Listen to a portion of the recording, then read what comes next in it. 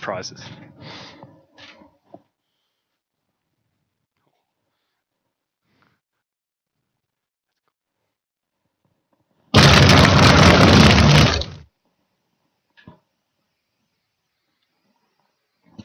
Howdy folks and welcome back. We're here for the fourth, I believe, iteration of the Melbourne Vintage League. We're definitely number 5. We're at number 5 now, yes. Long way going through. We've got 5 of these leagues gone down and we're down to our top 4. These guys have faced 8 rounds of Swiss, the top 8 obviously, and into the top 4. We've got 3 mainstays who have been here with us from the start, and Jade Hall Kelly, who's joined us. I believe this is his first league. Yep, and tell you what, he kept everyone on his toes, I reckon the entire league. Yeah, it's been a great round thus far. We've got 2 blue decks and 2 shops decks here tonight. It's going to be an amazing matchup. We do actually have shops versus blue, but they're very different. Yeah, 2 blue decks. It's one way to say it. We've got combo, well, Belcher, and shops, yeah, typical shops deck these days, I suppose, the aggro shops. But then our first game is Dan versus... As Jimbo versus Dan. Yes. So Dan Dowse, well known in the Melbourne area. He's definitely used to playing the mono red shops variant back from about 2006, 7, 8, 9, 10. Just keeps going, and he's won a lot with it too. It's I think he's won this league once. Yes, with this exact deck, I believe. So he's a very experienced pilot. He knows what he's doing, and he knows all the different interactions, particularly with Goblin Welder there. That's going to be a big part of his ability to handle with Ben Hawk if they do both progress through to the final. Yeah, that'd be very interesting to watch. The mono red list, not usually seen.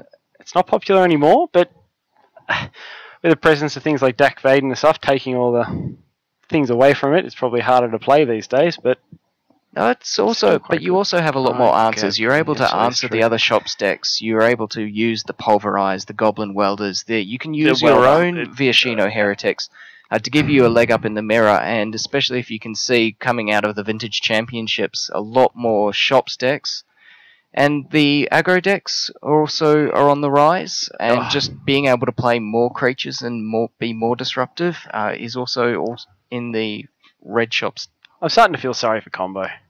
Yeah, he's got a particularly tough draw ahead of him, Jade. He's obviously on the mono-blue Belcher list. Gitaxian Probes, Force of Wills, Pact of Negations all get a lot worse in the face of Spheres. Yeah. Yep, and Chalices. I believe even Jimbo playing Chalices probably doesn't really give him much of a leg up, but I'm sort of rooting for it. I just want to see it do well in this kind of a environment. That's all right. What we have in front of us is Dan Dowse, as we said, on the mono-red list, and Jimbo Dowling, as those who may know him on the Drain or Eki. He's playing the answer, so this is the big list that came out of Europe and has kind of been popularized over the last few months. What's it called? The answer, or is we going with Blue Moon? Oh, Blue Moon was more the modern equivalent. So that was the big mana. You know what? I hope you know something about the deck, because all I know is it plays Consecrated Sphinx, Chalice at 1, I think is his main game plan, and Blood Moon. So my experience in playing against the deck, or even playing with the deck, is next to nil. So I'm very intrigued to watch it. Really intrigued to watch it. And Goblin Welder attacking. Okay. Now, Dan here was on the play, so he's obviously led with the Welder, and Jimbo's not been able to answer it. That's kind of a big threat, because it means that anything that Dan wants to cast and Jimbo would want to counter normally, is he can just get it back whenever he wants. Is this cracking with fetch in response to anything, or is this just no, it looks like he's just ended the turn. Yeah, okay, just ended the turn, got a basic land. Okay, so Welder's probably went sideways then. Okay. Now the mono red list coming out of Dan is, I believe, using the full power. It is not the Mox Ruby Lotus only version. It is using all 5 Moxen. He's obviously ramping up to the Smokestacks and Khans, which are really the highlight besides the Goblin Welders that differentiate that list from the other versions. Actually, I'm really intrigued to see what happens post-board in this game. Does Jimbo only plays the 2 Dax, but then he has things like Venetia Heretic in the sideboard, I believe, and Ingot Chewers. Yeah, he's got 3 Ingot Chewer and 1 Viashino Heretic. He said earlier that he was playing. He was definitely hoping that the 3 Ingot Chewers would be enough to get him out of the early game and let Viashino Heretic really take over after that. Was that Chalice at 0, is it? And Blood Moon. Blood Moon, the Chalice at 0, not really harming Dan at any way. It's just allowing the Academy to tap for 1 mana, allowing Blood Moon out. Now, Dan being mono red, Blood Moon doesn't hurt him as much as it otherwise would, and it does keep Jimbo off drain. Yes. Which is an important thing you might see here. Yes. Sorry, I didn't even notice that. And of course, Dan's just played his 3rd mountain in a strip mine. The Crucible strip mine lock, obviously very good.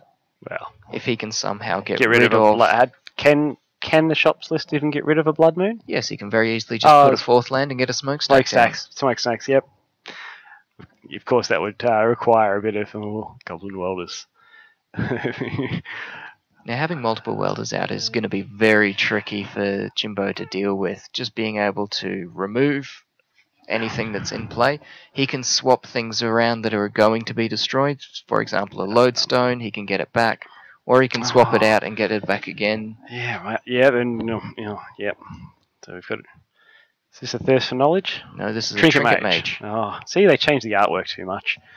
It is Trinket Mage. Okay. What would you go for? He's probably going... Engineered Explosives. So the Engineered at 1 is a fine play, going to get rid of both welders.